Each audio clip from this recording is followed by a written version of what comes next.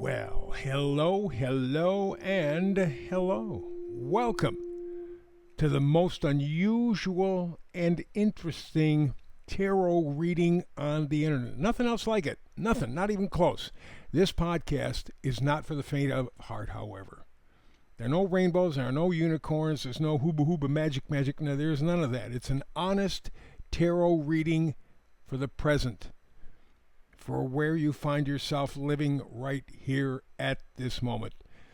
And more than simply a tarot reading, is a complete picture of the energy frequency for the tarot right now as you're listening, as you're watching.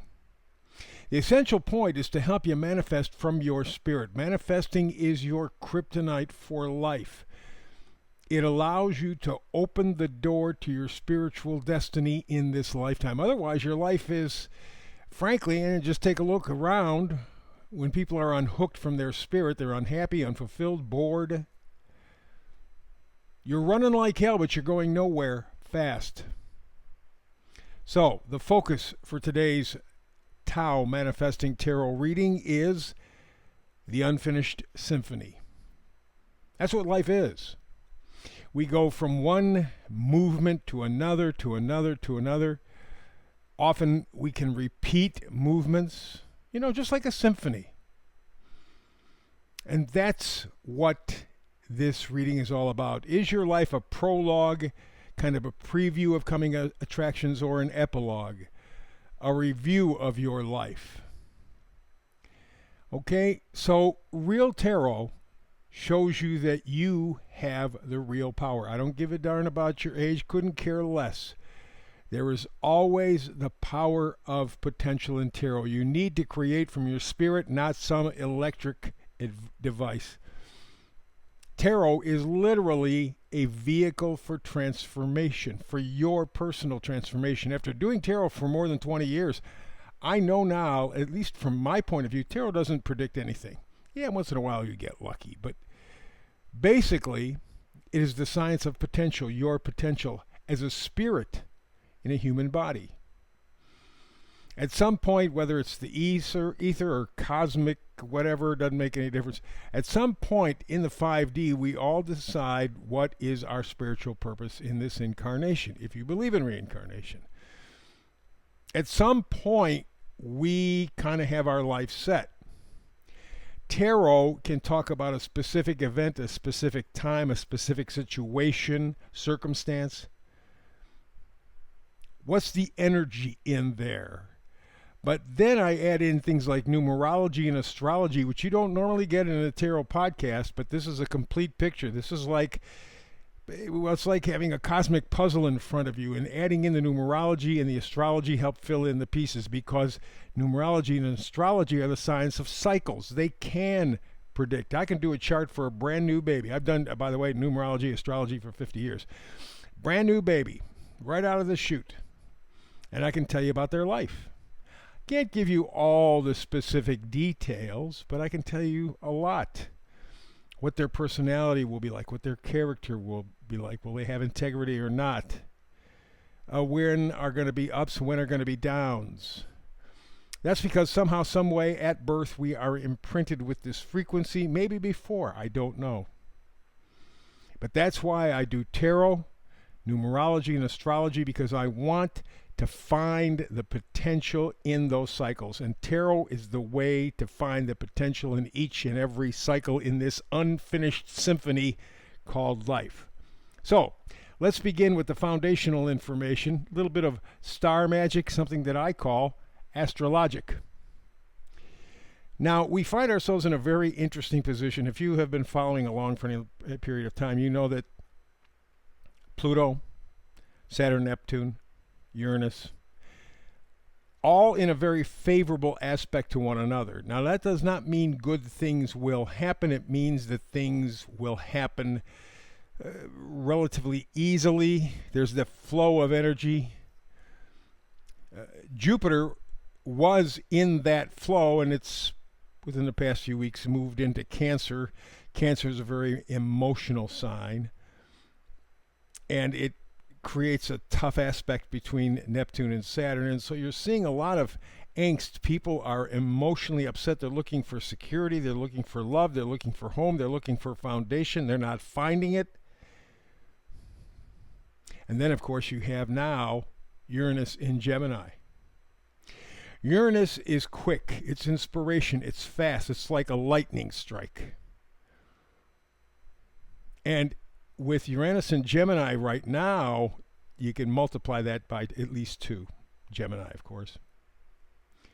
So it is the time to come up with shocking details, things that we didn't know or may just have guessed at that will be thrown in front of us and said, yep, you were right. You were right.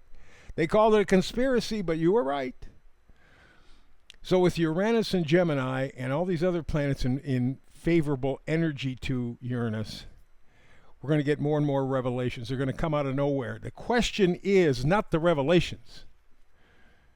It's, will those revelations get us off our ass so that we make the needed changes? That's the whole purpose of this. That's the whole point of this. If it's just finding out about something, that's stupid. What do you do about it? And these things will keep flashing. And you can multiply that by virtue of the fact that within a few days, Saturn is going to go retrograde. We're going to start the retrograde season, and that will multiply. I mean, we are going to be digging up some heavy-duty stuff. So what do we do? Just bitch about it, or do we change it? Takes us to the meme of the day. Frustration. Frustration is knowing that the agenda is not hidden anymore. And yet, the sheep still obey. That's what I'm saying. Okay, so we're getting Uranus and Gemini and all these other configurations going on, and they're spitting out these little pieces of information that have profound insight into the crap that's going on in the world. What are we going to do? Just look at it and continue on like nothing happened? Or are we going to grab ourselves by our gonads and say, hey, maybe it's time we stand up for humanity, stand up for ourselves. Can we do that? Now let's get to the tarot energy. We have the feeling. We have the soup. Let's see if we can't add a little bit more to the soup, and we'll do that with the tarot, of course. First card, Queen of Wands. Wands are positivity, excitement, enthusiasm, joy, being plugged into your life. It's not a shallow life. You feel like you're actually a part of your own life. Not the case for most of us these days. We feel separated from ourselves, others, and our lives. We're just existing. It's a very, very dangerous place to be because you are wide open to all kinds of negativity. And that is not what the Queen of Wands is looking for. The Queen of Wands says, okay, we're going to have, like the astrology said, we're going to have these revelations. Well, the Queen of Wands says, now do something about them. Because she is positivity. She's enthusiasm. She's self-confident. That's the way the thing works. That's the energy. That's the tarot energy. Second card, Nine of Cups. Cups are things that we're emotionally connected with. It doesn't have to be romantic love. It could even be a negative feeling, a negative emotion. It's just cups are things that we're emotionally connected to, for better or worse. Nine of Cups is not bad. Nine of Cups means you are not at your emotional destination. We could take that as being Jupiter in Cancer, squaring Saturn and Neptune in Aries. You are not at your emotional destination, but you can feel it. That's going back to the Queen of Wands. We get the revelations. She has the positivity, enthusiasm, and self-confidence to pick herself up and to do something about the revelations. And the Nine of Cups helps move you because the more that you get involved with making improvements, those revelations indicate the closer you are to really becoming a complete human being, having a spiritual thing. So we go to the third card, Page of Wands. Pages always change the storyline. So right now you might be feeling, okay, my life is an unfinished symphony. We're moving through. Revelations are hitting me left and right. I mean, I can see the bullshit. I understand that's what we're being fed. I want something better. I want that Queen of Wands positivity. If I start leaning into that positivity, I can see my destination, the Nine of Cups.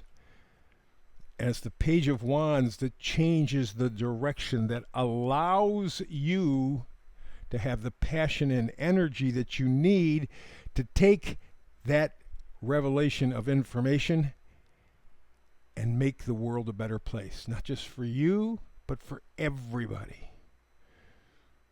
But that's where it really boils down to. That's the deal. Is this an epilogue or a prologue? Are we writing the end story? Are we surrendering? Are we giving up? Are we saying, hey, look, there's potential here, and I'm part of that potential? Prologue, epilogue. Is your life done? Or can you plant your flag and begin again? The revelations are coming. You are seeing reality.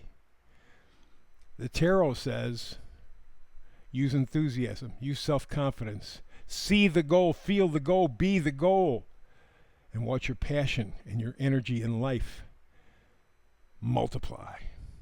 Really is good stuff. There's no question about it. That's it for the reading today. Thank you so much. Boy, I mean, you and I connecting this way every day for me is a plus. I hope it is for you as well. Also, please like and subscribe. The battle at the internet level is still raging. They're very, very, very quiet, but every podcaster is confronted with the same situation. So help us all out to help you like and subscribe. So between now and the next time you and I get to do some manifesting tarot together, peace and blessings.